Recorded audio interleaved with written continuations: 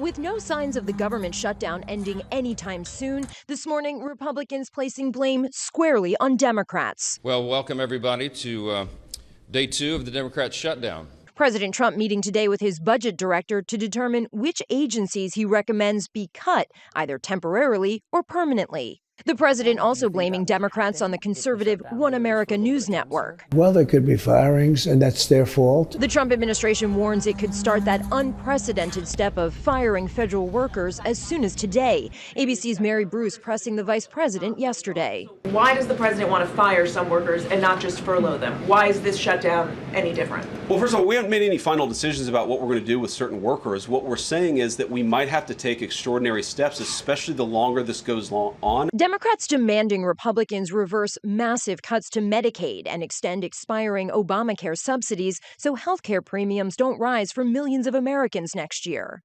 Republicans say they'd rather shut down the government than make sure that Americans get their access to health care. I think they're wrong. The White House is insisting the government needs to reopen before discussing health care policy. President Trump now turning up the pressure, targeting projects in Democratic-leaning states, freezing $18 billion in infrastructure funding for New York City, home of both Democratic leaders, Chuck Schumer and Hakeem Jeffries, and blocking $8 billion for energy projects in 16 Democratic-led states. The president said today he's meeting with the budget chief, Russ Vought, to talk about which Democrat agencies he recommends be cut.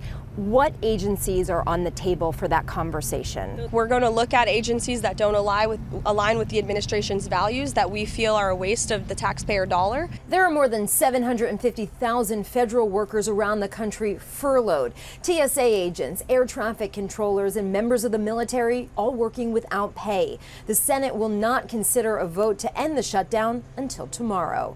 Karen Travers, ABC News, the White House.